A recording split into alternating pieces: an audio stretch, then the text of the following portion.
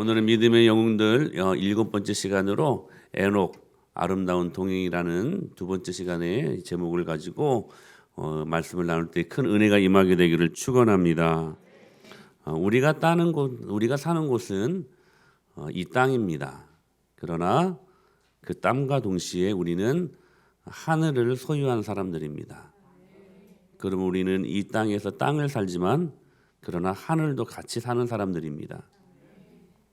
지난 한 주간 새벽 예배를 통해서 이 부분들에 대해서 계속 말씀을 드리게 하셨는데, 그런데 그 땅과 하늘의 속성들이 있습니다. 먼저 땅의 속성입니다. 바로 흑암입니다. 아담과 하와가 선악과를 따먹는 순간에 땅이 저주를 받습니다. 흑암에 갇혀버린 것입니다. 창세기 3장 7절에 17절에 시작. 아담에게 이르시되 내가 내 아내의 말을 듣고 내가 내게 먹지 말라 나무의 열매를 먹었은즉 땅은 너로 말미암아 저주를 받고 너는 내 평생에 수고하여야 그 소산을. 아담과 하와가 먹지 말라고 하는 선악과를 따먹는 그 순간 땅이 너로 말미암아 저주를 받게 되었다라고 말씀을 하십니다. 그러므로 너는 내 평생에 수고하여야 그 소산을 먹으리라.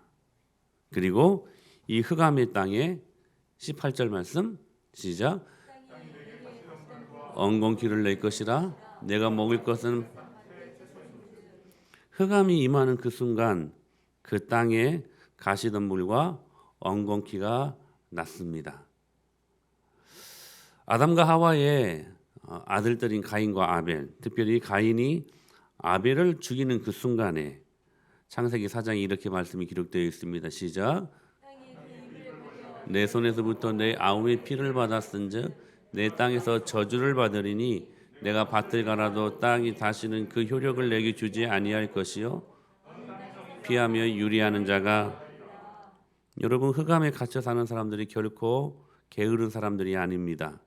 굉장히 부지런합니다. 땀 뻘뻘 흘리며 이를 부득부득 갈면서 사는 사람들입니다. 그런데 아무리 일해도 아무리 밭을 갈아도 그 땅이 다시는 그 효력을 내게 주지 아니할 것이요. 그러니까 흑암에 갇혀 사는 사람들에게 나타나는 삶의 결론은 뭐냐? 가시덤불과 엉겅퀴, 밭을 갈아도 효력이 없습니다. 출애굽기를 보면 그들이 애굽을 빠져나와서 40년 동안 광야에서 헤매이지 않습니까? 그곳은 정말 흑암이었습니다. 광야가 어떤 것입니까? 어디로 가야 할지, 어디까지 왔는지, 어떻게 가야 될지, 낮에는 장렬하는 태양빛 때문에, 밤에는 영하의 추위와 싸우니라고, 그리고 출몰하는 맹수들 때문에 살 수 없는, 즉 광야는 우리들에게 이것을 의미합니다. 하나님을 떠난 이 땅, 하나님을 떠난 이 세상, 하나님을 떠난 이 광야는 결국 흑암이다. 흑암이다. 그렇다면 구체적으로 이 흑암이 어떤 것일까요? 어떤 것일까요? 물리적인 흑암일까요? 물리적인 공간에 임하는 어두움일까요? 성경은 흑암을 이렇게 말씀하십니다. 시작. 그때 이스라엘의 왕이 없으므로 사람이 각기 자기의 소견에 오른 대로. 그때 이스라엘의 왕이 없으므로 사람이 각기 자기의 소견에 오른 대로 행하였더라. 자기 소견에 오른 대로 생각하고 자기 생각에 오른 대로 판단하고 자기 소견에 오른 대로 결정하는 것, 선과 악을 자기 중심으로 판단하는 것. 그래서 선악과를 따먹은 사람들의 최후는 모든 선과 모든 악을 자기가 판단하고 자기의 기준점을 세워서 자기가 판단하고 결정짓는 삶을 살게 된다는 사실입니다. 즉 흑암이란 장소와 공간에 임하는 어두움이 아니라 오늘도 내 생각이 하나님의 말씀보다 앞서간다면 그것이 흑암이라는 거예요. 결국 아담도 여러분 자신의 생각이 앞서가서 결코 따먹지 말라, 먹는 날에는 반드시 죽으리라 라고 말씀하셨음에도 불구하고 자기 생각에 이거 먹으면 하나님처럼 될 것 같은 자기 생각에 결국 그걸 따먹고 흑암에 갇혀버리지 않습니까? 가인도 마찬가지입니다. 자기 생각에 하나님이 지정해 주신 피가 수분되는, 피가 동반되는 그러한 짐승의 제사를 드리지 않고 자기 생각에 농산물을 가지고 자기 생각에 예배를 드렸을 때 하나님이 그를 연락하시지 않았잖아요. 광야 40년의 원인이 무엇입니까? 결국 자기 소견에 오른 대로, 자기 소견에 결국 그들이 흑암에 갇혀버리는 인생을 살게 되었다는 사실입니다. 사랑하는 여러분, 기억하세요. 꼭 기억하세요. 이 말씀은 오늘날로 저와 여러분들에게 동일하게 임하는 말씀인 것을 믿으십시오. 오늘도 우리가 예수님 믿는다고 하고 교회를 나온다고 하면서도 주인 바꾸지 아니하고, 오늘도 내가 내 삶 가운데 예수 그리스도를 주인으로 삼지 않고 여전히 내가 주인 되는 삶을 살게 된다면 그것이 사사시대요. 그것이 흑암에 갇히는 인생, 그 인생들은 결국 가시덤불과 엉겅퀴 밭을 가라도 효력을 경험할 수 없는 인생들이 된다는 사실입니다. 그런데 이 흑암 인생을 사는 이 사람들에게 나타나는 공통적인 특징이 있습니다. 무엇인 줄 아십니까? 매입니다. 무엇인가 매입니다. 항상 매여 살아요. 자식들에게 매여 살아요. 돈에 매여 살아요. 부모에게 매여 살아요. 남편과 아내에게 매여 살아요. 관계에 매여 살아요. 목사님, 저 그렇게 매여 살지 않았거든요. 한번 질문해 보세요. 여러분, 때로 자식들 때문에 염려하지 않습니까? 내 아들 때문에 요즘 미치겠다. 여러분, 그렇게 말하는 것 자체가 지금 자식들에게 매인 거라는 거예요. 매인 거라는 거예요. 우리 아이들은 공부할 때, 우리 주영이는 이제 올해부터 시험을 보죠. 시험을 볼 때 성적이 좋아야 되잖아요. 공부를 하면서도 특히 우리 주영이는 이제 성적표를 목사님한테 가져와야 돼요. 그래서 더 매일 수밖에 없죠. 공부 열심히 해야 돼. 근데 성적 안 오르면 어떻게 하지? 그 생각, 그 질문 자체가 벌써 그 공부에 매인 거라는 거예요. 매인 거라는 거예요. 돈 때문에 괜히 불안하고, 돈 때문에 괜히 염려하고. 여러분, 무슨 모습이에요? 그 돈에 매인 거라는 거예요. 매인 거라는 거예요. 목사님, 그렇게 살면, 사실 그렇게 따지면 이 세상에 매이지 않는 인생들이 뭐가 있겠습니까? 그래요. 여러분, 그러나 아셔야 돼요. 그 매인 것들을 풀어주신 주님의 능력이 있어요. 여러분, 아셔야 돼요. 여러분, 이 흑암의 땅에서 우리가 매여 살면, 오늘 여러분들이 이 말씀을 잘 들으셔야 돼요. 저 하늘에서도 매입니다.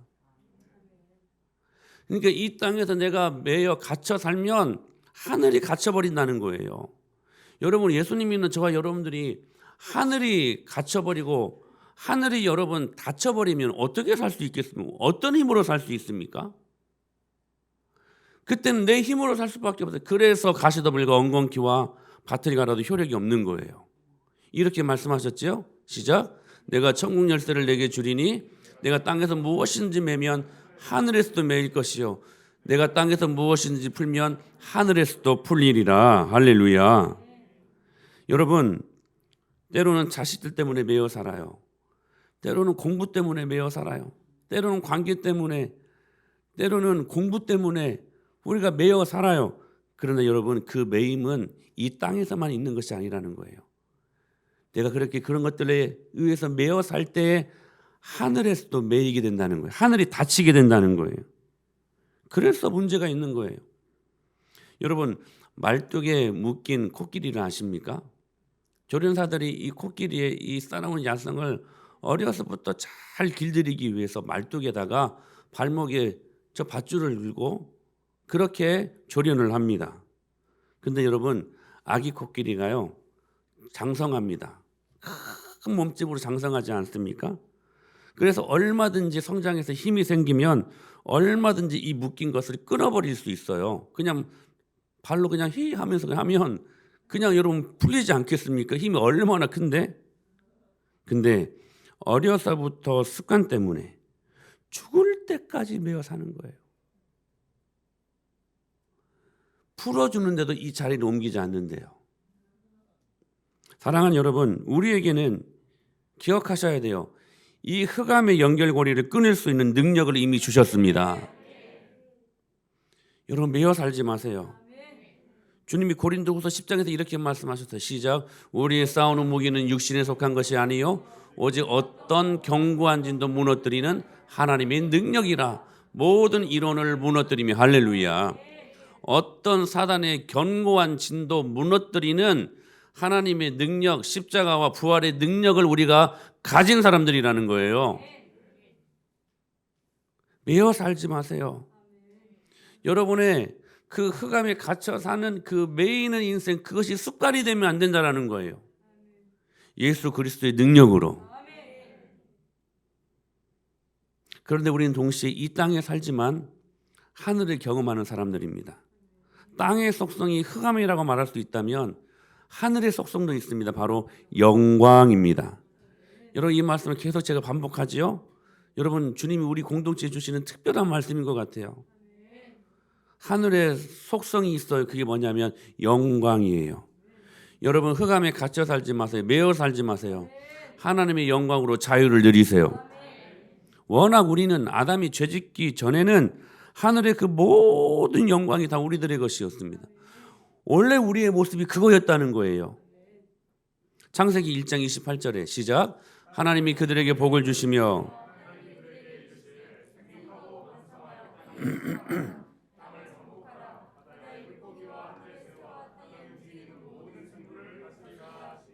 그들에게 종교 명령과 문화 명령을 특별하게 내리십니다. 하나님이 그들에게 이르시되 생육하고 번성하여 땅에 충만하라. 그리고 그 땅을 정복하라. 바다의 물고기와 하늘의 새와 하늘에 움직이는 모든 생물을 다스리라. 명령하셨어요. 그런데 여러분이 이 명령에는 우리가 순종이 따르는 것인데 그 순종을 위해 주님이 주신 것이 있어요. 그게 하나님의 영광이야. 하나님이 그들에게 뭘 주시며 복을 주시며 영광을 주셨다는 거예요. 그 복이 있기 때문에, 그 영광이 있기 때문에 우리는 생육할 수 있고, 그 하나님의 복 때문에, 그 하나님이 주시는 하늘의 속성, 그 영광 때문에 우리는 충만할 수 있고 땅을 정복할 수 있고 모든 것들을 다스릴 수 있는 자들임을 믿으시길 바랍니다. 아담이 죄짓기 전에 하나님이 우리에게 주신 하나님의 능력이라는 거예요. 여러분, 이스라엘 백성들이 40년 동안 광야를 경험합니다. 그런데 이 흑암의 땅, 제가 아까 말씀드렸잖아요. 광야는 땅입니다. 흑암의 속성을 갖고 있었어요. 어두움이에요. 그런데 이 광야에서 그들은 하늘의 영광도 경험합니다. 하늘의 불기둥과 구름기둥. 40년 동안 단 한 번도 하루도 어김없이 제공된 하늘의 만나와 메추라기, 공급하시는 반석의 물, 닳지 않는 옷과 신발, 그 모든 것들은 하늘로부터 공급되어지는 하늘 자원이었어요. 하나님의 영광이었어요. 그래서 신명기 28절 말씀이 참 귀해요. 시작. 여호와께서 너를 위하여 하늘의 아름다운 보고를 여시사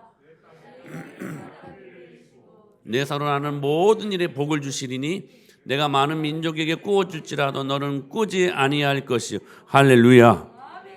이 복이 얼마나 귀한 것인지 몰라요. 하나님 보화 창고를 여시사, 우리가 여는 게 아니라는 거예요. 흑암에 갇혀 사는 인생들은 우리가 열려고 그래. 왜냐하면 우리가 주인이니까. 내가 내 삶의 주인이니까 내가 열려고 해요. 그러니까 여러분, 삶이 고단한 거예요. 그러니까 삶이 여러분이 힘든 거예요. 복잡한 거예요.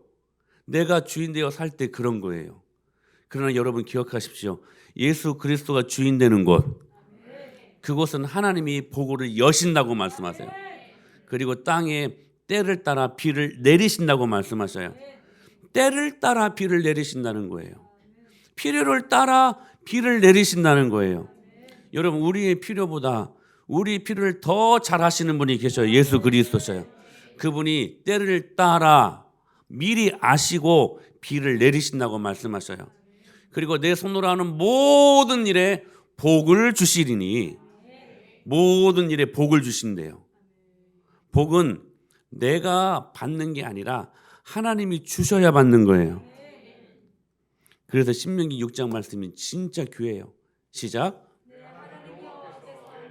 아브라함과 이삭과 야곱을 향하여 내게 주리라 맹세하신 땅으로 너를 들어가게 하시고 내가 건축하지 아니한 크고 아름다운 성읍을 얻게 하시며 내가 채우지 아니한 아름다운 물건이 가득한 집을 얻게 하시며 내가 파지 아니한 우물을 차지하게 하시며 내가 심지 아니한 포도원과 감람나무를 차지하게 하시며 내가 배불리 먹게 하실 때. 할렐루야. 여러분, 하늘의 영광을 경험하며 사는 사람들은 내 힘으로 살지 않아요. 내 힘으로 살지 않아요. 하나님이 공급하시는 힘으로 살아요. 오늘 신명기 6장 10절 말씀에 네가 건축하지 아니한, 공통된 어구가 나오죠. 네가 뭐뭐하지 아니한. 우리는 우리가 집을 지어야 되잖아요. 집을 소유하기 위하여 얼마나 많이 애를 씁니까? 그런데 주님이 말씀하셔요. 네가 건축하지 아니한 그 집을 얻게 하실 것이고, 11절에 네가 파지 아니한 아름다운 물건이 가득한 집을 얻게 하시며 네가 파지 아니한 우물을 차지하게 하시며, 당시의 우물은 부의 상징이었습니다. 한 집안에 우물이 3-4개 있는 것은 진짜 갑부였어요. 갑부. 그런데 그 우물을 네가 파지 않게 하겠다. 그리고 네가 심지 아니한 포도원과 감람나무를 차지하게 하사.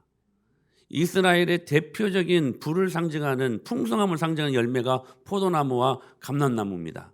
그런데 네가 심지 아니한 포도원과 감람나무를 차지하게 하사. 사랑하는 여러분, 주님은 복음의 능력을 우리에게 허락하셨어요. 예수 그리스도가 주인 되는 삶은 이러한 삶이라는 거예요. 내가 굳이 애쓰지 않아도, 우리가 포도나무 그 비유를 들어 우리가 말씀을 듣는 것처럼 그분께 꽉 붙어만 있기만 하면 주님이 그 삶을 주님이 살게 하시겠다는 거예요. 주님이 살게 하시겠다는 거예요.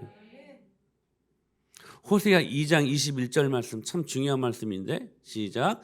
여호와께서 이르시되 그날에 내가 응답하리라. 나는 하늘에 응답하고 하늘은 땅에 응답하고 땅은 곡식과 포도주와 기름에 응답하고 또 이것들은 이스라엘에 응답하리라. 할렐루야.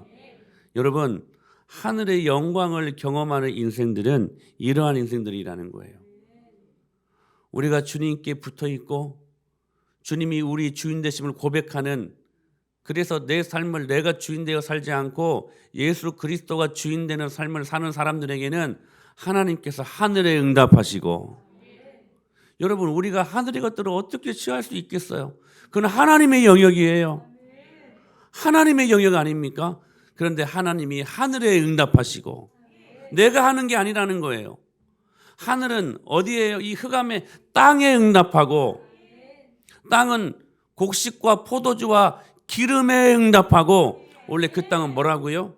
가시더물과 엉겅퀴와 밭을 갈아도 열매가 없는, 효력이 없는 땅이라고요.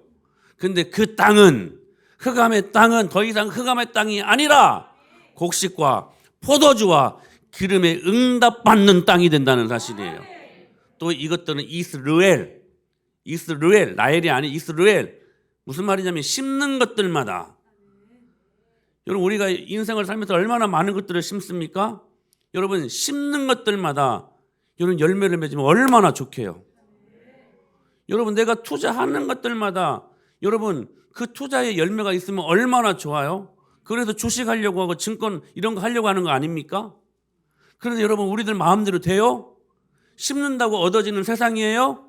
아니에요. 그런데 예수 그리스도가 주인 되는 하늘의 영광의 빛된 속성을 가진 사람들은 심는 것들마다 응답되리라. 은혜 아니야, 은혜. 여러분, 이게 복음의 능력이라는 거예요.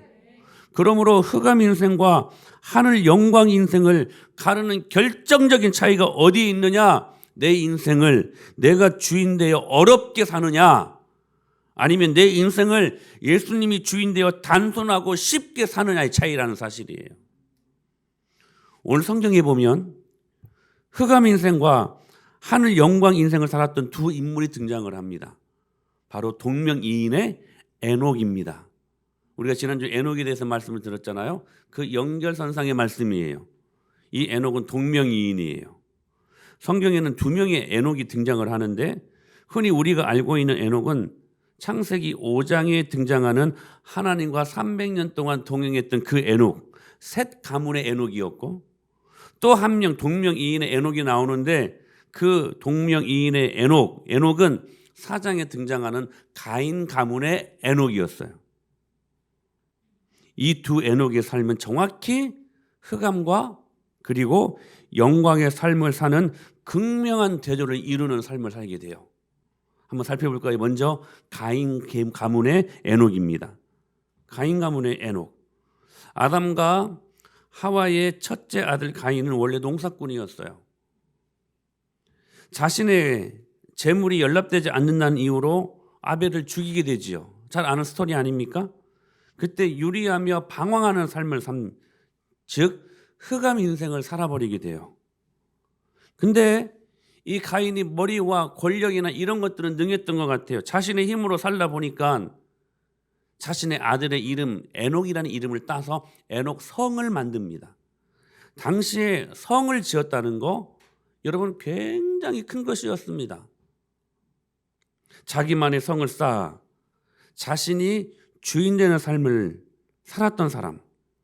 여러분, 우리는 예수님을 믿는다고 하면서도 끊임없이 자기 방어 기제로 자기만의 성을 쌓고 그 안에 갇혀 살려고 애쓰지 않습니까?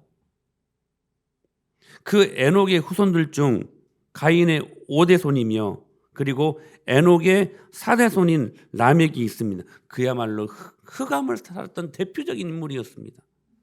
창세기 4장에 이 라멕에 대해서 말씀을 나누시는데, 자 시작.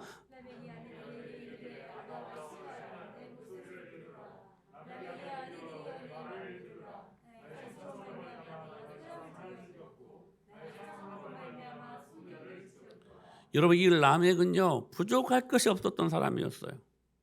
그 아들들을 보면요 사회, 정치, 경제, 군사 모든 것들을 다 갖고 있었던 사람이었어요. 당시에 부족할 것이 없죠. 그것 가지고 떵떵거리며 살 수 있는 사람이었어요. 그런데 보세요, 떨어요. 두려워해요.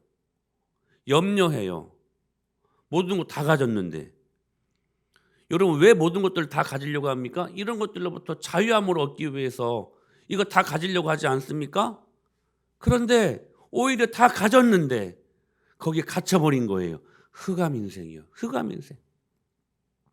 정확히 창세기 4장 12절 말씀이 응답된 거예요. 네가 밭을 갈아도 땅이 다시는 그 효력을 내게 주지 아니할 것이요.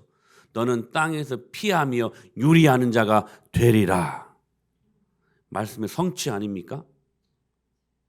여러분 기억하셔야 돼요. 축복의 말씀도 성취되지만 그렇지 않는 말씀도 반드시 성취됩니다. 밭을 갈아도 안 되고 흑암 인생. 세상적으로 보면 떵떵거릴 수 있었던 가인 가문의 에녹의 삶, 거기에 비하면 자 이제는 셋 가문의 에녹, 우리가 말하는 그 에녹, 하나님께서는 아담과 하와를 동침시키게 하셨고 축복의 계대를 잇고 아벨의 씨를 대신할 만한 다른 한 씨를 주셨는데 바로 그게 셋이라는 이름이었습니다.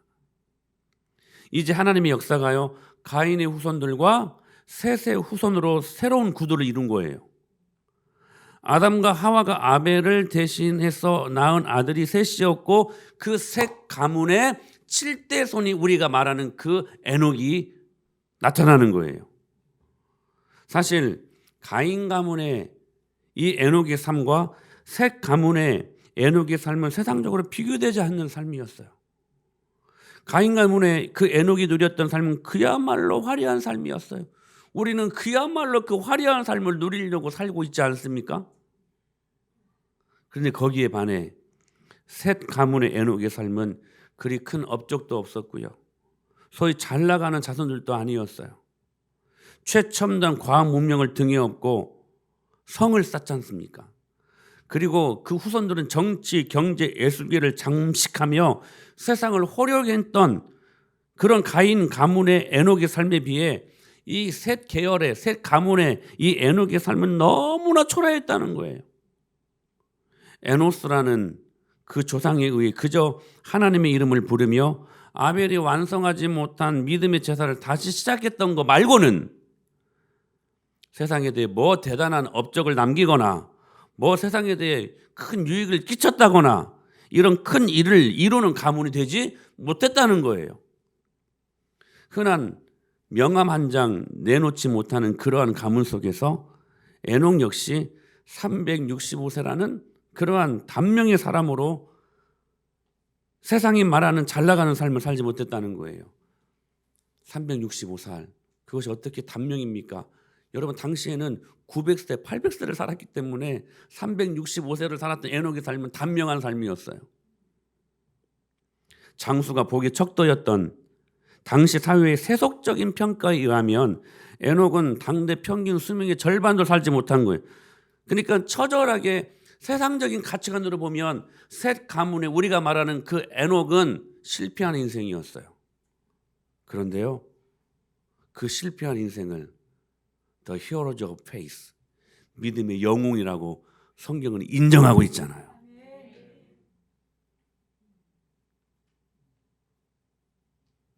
그저 하나님과 동행한 삶을 살았을 뿐 세상 사람들이 알아주지 않는 실패한 인생처럼 보이는 좁은 길을 걸어가고 있었던 그 에녹.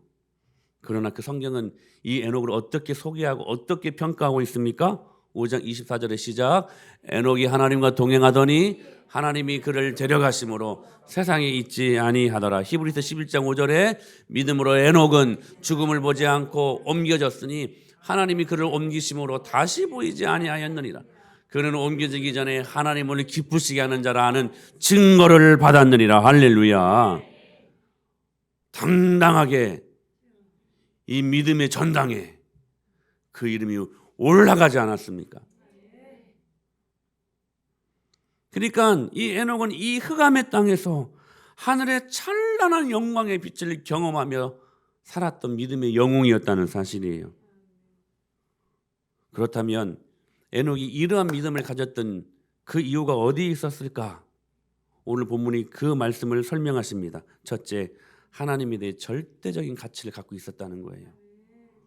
오늘 11장 6절 말씀 한번 읽어볼까요? 시작. 믿음이 없이는 하나님을 기쁘시게 하지 못하나니 하나님께 나아가는 자는 반드시 그가 계시. 할렐루야.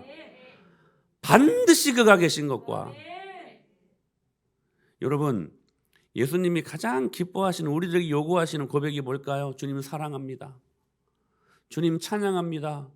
주님 높여드립니다.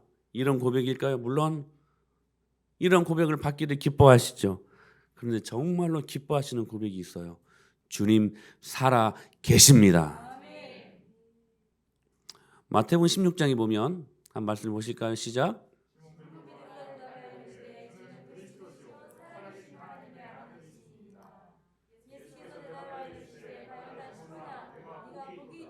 이를 내게 알게 하니는 혈육이 아니요 하늘에 계신 내 아버지시니 또 내가 내게 이르노니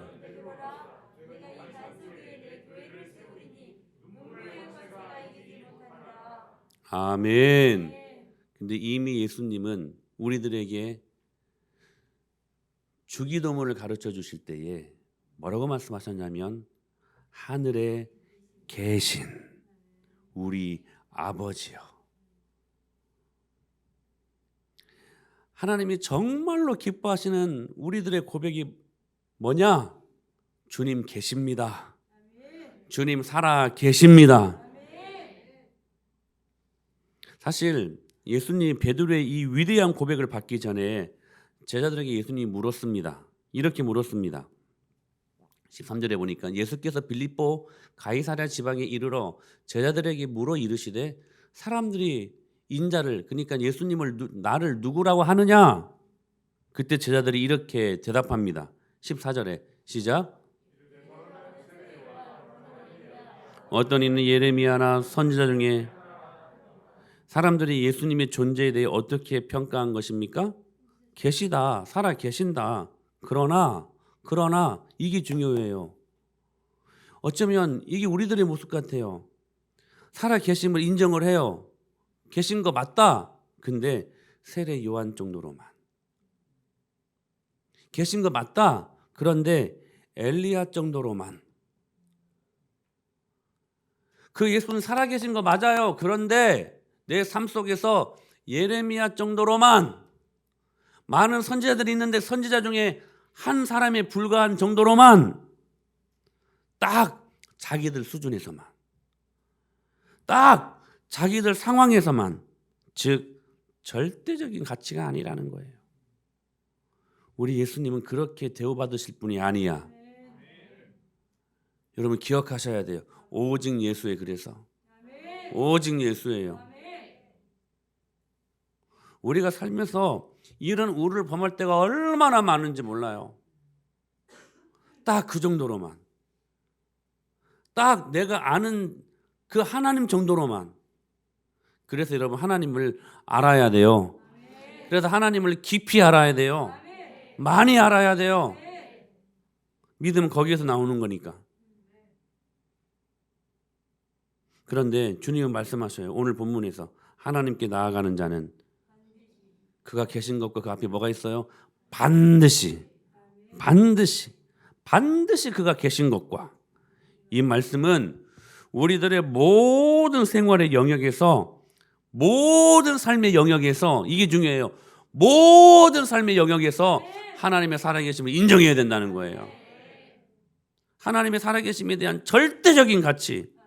무슨 말씀이냐면 자녀들 양육할 때에도 하나님 인정하시고, 심지어는 설거지할 때도 하나님 인정하시고, 심지어는 여러분 우리가 직장 생활할 때에도 거기 하나님이 계시다는 거, 공부할 때에도 하나님이 거기 계신다는 거, 이거 인정하고 반드시 그가 계신 것과. 할렐루야. 우리는요 이런 우를 너무나 많이 범해요. 여러분 신천지 이만희가 우리의 구세주가 될 수 없다는 건 너무나 잘 아시죠. 문선명이 어떻게 여러분 우리의 구원주가 될 수 있습니까? 그건 여러분 우리 인정할 수 없잖아요. 인정해요? 그건 인정하지 않잖아요. 오직 예수님만. 할렐루야. 오직 예수 그리스도만 우리의 구세주라는 사실들을 우리는 인정하고 여러분 신앙생활 하지 않습니까? 근데 중요한 거예요. 우리가 구원자이신 예수 그리스도 인정하며 산다면 그 구원자이신 예수 그리스도를 우리의 삶의 영역 속에서도 믿고 살아야지. 그 예수님을 믿고 구원받는다. 이것이 해결된 사람이라면 여러분의 모든 생활의 영역 속에서도 그 주님 믿고 공부도 하고, 그 예수님 믿고 직장 생활도 하고, 그 주님 믿고 사업도 하고. 여러분 그래야 되지 않겠습니까? 왜 여러분 이걸 분리시키냐는 거예요. 왜 이걸 분리시키냐는 거예요. 그래서 예수님이 물어요. 그러면 너희는 나를 누구라고 하느냐? 그때 베드로가 고백한 거예요. 시몬 베드로가 대답하여 이르시되 시작 주는 그리스도시요 살아 계신 하나님의 아들이시. 할렐루야. 여러분 하나님은 반드시 살아 계십니다. 어떤 분은 참 어리석은 분 많아요. 내가 하나님이 안 믿어진다고 하나님 없는 거예요? 그런 교만이 어디가 있어요? 내가 하나님 믿기 싫다고, 내가 하나님 안 믿어진다고, 내가 너무나 내려지는 태양빛이 너무나 쬐기 힘들다고 손바닥으로 가려요. 잠시 그 가늘 때문에 해가 안 보이지만 여러분 해가 없습니까? 좀 너무나 어리석은 거 아니에요? 여러분이 인정하든 인정하지 않든, 여러분이 믿든 믿지 않든 하나님은 살아 계십니다. 반드시 살아 계셔요. 그리고 주님의 말씀도 반드시 살아 있어요. 하나님의 말씀은 살아 있고 좌우의 날선 어떤 검보다도 운동력이 좌우의 날선 어떤 검보다도 예리하여 우리의 혼과 영과 관절 및 골수를 찔러 쪼개는 말씀. 반드시 주님 살아 계십니다. 주님 믿고 사십시오. 그래야 여러분 편히 살아요. 믿음이 얼마나 중요한 것인데. 두 번째, 에녹의 믿음은 관심의 가치였어요. 여러분, 우리 중에 하나님의 살아계심에 대해 반드시는 아닌 것 같은 신앙인들도 있는 것 같습니다. 어떨 때는 계시는 것 같은데 어떨 때는 또 없는 것 같고, 같은 예배를 드려도요, 어떤 분은 예수님이 너무나도 선명하게 경험이 되는데 그 중에는 하나님의 말씀이 느껴지지도 않고 보이지도 않아요. 여러분, 무슨 차이일까요? 관심의 차이입니다. 관심의 차이. 이런 거죠. 내 관심이 너무 세상적인 것에 있기 때문에, 내 관심이 너무 돈에만 있기 때문에, 내 관심이 너무 노후 대책에만 있기 때문에, 어떨 때는 그 관심이요, 모든 관심이요, 그것을 판단하고 결정하는 모든 그 기준에 여러분 확률과 통계가 있습니다. 수학 공부를 할 때 확률과 통계를 배우지요. 그게 얼마나 여러분 믿음에 반한 것들인지 몰라요. 물론 상식이라는 이름으로 통계가 필요하고 확률이 필요합니다. 근데요, 확률과 통계에 갇혀버리면 우리의 믿음 쉽게 잃어버려요. 암이 걸렸어요. 살아남을 수 있는 확률이 없는, 거의 죽게 되는 프로테인을 갖고 있는 그 암이 췌장암이랍니다. 췌장암에 걸리면 몇 개월 안에 죽는데요. 근데 여러분 기억하십시오. 하나님이 그 영혼 살리시려면 못 살리시겠습니까? 근데 주님이 분명히 우리에게 내가 너를 살리겠다, 믿음을 가져라 말씀하심에도 불구하고 확률과 통계에 갇혀버려. 그래서 믿음을 가질 수가 없는 거예요. 여러분, 하나님 앞에서는 감기나 암이나 똑같지 않겠습니까? 생각해 보세요. 한 주간 동안 예수님에 대한 아무런 관심도 없이 오직 세상 일에만 몰두하다가 갑자기 여러분 주일 하나님 만나러 오는 게 즐겁겠습니까? 내 관심이 세상에 있는데, 여러분 온통 세상의 모든 일들에만 관심을 갖다가 주일 말씀 듣는 게 편하겠습니까? 그 말씀은 세상과 반해서 달라고 말씀하시는데 편하지 않지요. 당연히 익숙하지 않지요. 여러분, 하나님의 자녀들이 익숙해야 될 것들이 하나님 말씀 아닙니까? 근데 그런 것도 익숙하지 않고 불편하면 어떻게 해? 종종 목장 보고를 보면서 참 마음이 안타까울 때가 있어요. 뭐냐면 예배 은혜 회복을 위해 기도 부탁하는 사람들이 있는 걸 보는데, 그러면서도 그 기도 제목과는 전혀 상관없는 삶을 살아요. 여전히. 사랑하는 여러분, 은혜의 회복은 예배 한 시간에 있는 것이 아니라 일주일 동안 우리가 얼마나 우리 주님께 관심을 갖고 믿음으로 몸부림치며 살려고 하는가에 있다는 사실이에요. 결코 우리는 동시에 두 개를 볼 수 없습니다. 우리는 결코 동시에 두 가지를 생각할 수 없다는 거예요. 즉, 세속적인 것에 관심이 있기 때문에 하나님이 보이지 않는다는 거예요. 대단히 영적인 일입니다.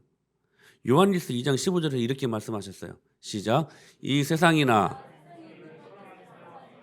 누구든지 세상을 사랑하면 아버지의 사랑이, 이 말씀이에요. 이 말씀. 우리가 세상에 지나친 관심을 갖고 살잖아요. 그러면 그 세상에 관심을 갖고 있는 한 예수님에 대한 사랑이 우리 안에 있을 수 있다 없다? 없다는 거예요. 두 가지 할 수 없다는 거예요. 주님 말씀이잖아요. 제가 지금 경호기를 봐요. 경호가. 근데 동시에 안나 권사님이 있다는 건 알지만 안나 권사님을 제가 왼쪽 눈으로 볼 수 있어요? 없어요? 없어요. 저는 지금 경호기만 보는 거야. 사람은 그럴 수밖에 없는 거예요. 왜 우리가 그가 반드시 계신 것을 믿지 못하냐? 세상에 관심이 너무 많으니까 그래요. 세상에 관심이. 그때 역사하는 놈이 있어요. 사탄이야, 사탄. 고린도후서 시작.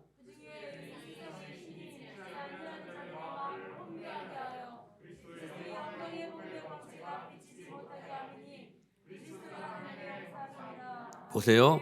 왜 반드시 하나님이 계신 것을 못 믿냐? 대단히 영적인 일인데, 우리가 세상을 사랑하면 그 틈을 타고 역사하는 놈이 있는데 그 놈이 바로 사탄이라는 거예요. 그 중에 이 세상의 신이 뭐예요? 사탄이야, 사탄. 사탄이 믿지 아니한 자들의 마음을 어떻게 해요? 혼미하게 하네요. 혼미. 무슨 말이라고요? 혼미? 블라인디드. 못 보게 한다는 거예요. 눈을 가리운다는 거예요. 우리가 세상에 관심이 많아지면 사탄이 하나님의 사랑을 못 보게 한다는 거예요. 하나님의 나라를 못 보게 한다는 거예요. 하나님이 반드시 계신 것을 못 믿게 한다는 거예요. 사랑하는 여러분, 그러므로 불신앙은 비인격자가 아니라, 불신앙은 교육을 못 받은 것이 아니라, 불신앙은 삶을 거칠게 사는 것이 아니라 진짜 봐야 될 것들을 보지 못하는 게 불신앙이야. 사방을 둘러봐도 하나님의 영광이 보이고 하나님의 거룩이 느껴지고 하나님의 능력을 체험할 수 있어야 되는데 이것을 못 보는 것, 이것이 뭐냐? 불신앙이라는 거예요. 기독교인과 비기독교인을 가르는 기준이 뭐냐? 교육, 교양, 인격의 상태가 아니라 보느냐, 보지 못하느냐, 이거 차이라는 거예요. 관심의 차이라는 거예요. 돈에 관심이 많았던 두 청년이 있었습니다. 하나는 이름 모를 청년, 또 한 사람은 삭개오 아니었습니까? 그런데 결국 그들의 관심의 차이 때문에 영원한 세계를 소유하느냐 그리고 소유하지 못하느냐의 문제로 결론되어지지 않았습니까? 에녹의 삶을 보십시오. 그 악한 시대에 유혹도 많고 재미있는 것도 많고 자극적인 것도 많은 그 호수심판 바로 직전의 시대 아니었습니까? 누가복음 17장 27절 이렇게 말씀하셨어요. 시작. 노아가 방주에 들어가기 전 사람들이 먹고 마시고 장가들고 시집가더니 홍수가 나서 그들을 다 멸망시켰으며, 이게 여러분 지금 에녹이 살았던 홍수 직전의 모습이었다는 거예요.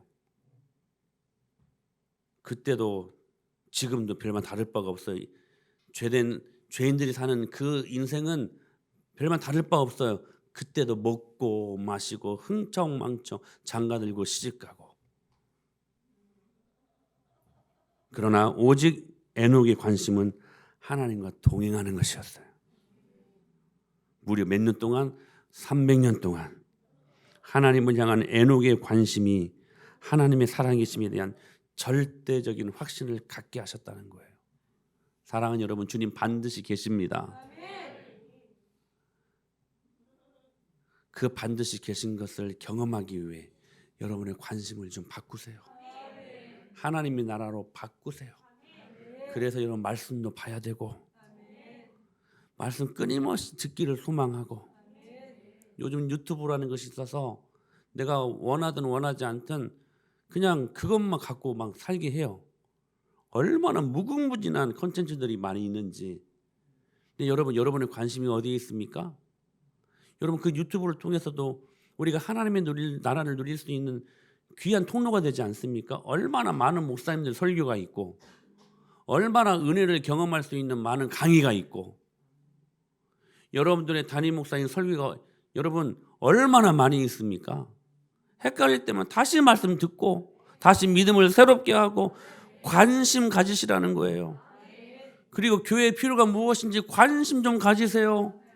사랑하는 지체들의 필요가 무엇인지 관심 갖고 기도하고, 중보기도 2436으로 서로를 위하여 기도하고, 하나님 나라에 관심 가지면 어느 순간 주님이 반드시 계신 것과, 할렐루야, 그가 자기를 찾는 자들에게 상 주시는 자이심을 믿어야 할지니라.